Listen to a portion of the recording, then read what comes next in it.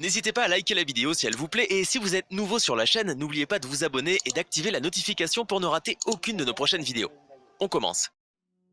Dans un communiqué publié ce vendredi, le FC Barcelone a démenti les informations concernant les salaires des joueurs, dévoilées par l'émission 11 de la chaîne catalane TV3.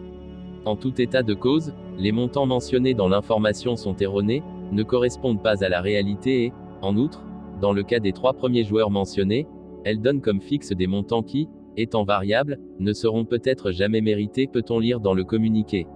En plus de rappeler les baisses de salaire des vice-capitaines pour aider les finances du club, le Barça considère également qu'il est inapproprié, non professionnel et de mauvaise foi que cette information soit présentée comme vraie et véridique et regrettons que des informations de ce type soient fournies qui affectent les droits personnels des joueurs et qui méritent, lorsqu'elles sont vraies, la plus grande confidentialité, conclut le communiqué. Affaire à suivre. N'ayant disputé qu'une seule rencontre depuis le début de la saison, la situation du défenseur central du FC Barcelone Samuel Umtiti semblait déjà compliquée sous les ordres de Ronald Koeman, mais n'a pas réellement bougé depuis l'arrivée de Xavi Hernandez.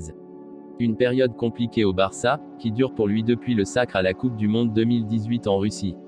Sur ses réseaux sociaux, son coéquipier en sélection Antoine Griezmann a tenu à le défendre, rappelant son rôle pour le titre de champion du monde de l'équipe de France. Sans Sam, il n'y a pas de deuxième étoile. Ça fait 1 an que Samu est en pleine forme, mais après il y a le choix des coachs. Un pro irréprochable, un exemple pour tous les jeunes centraux français.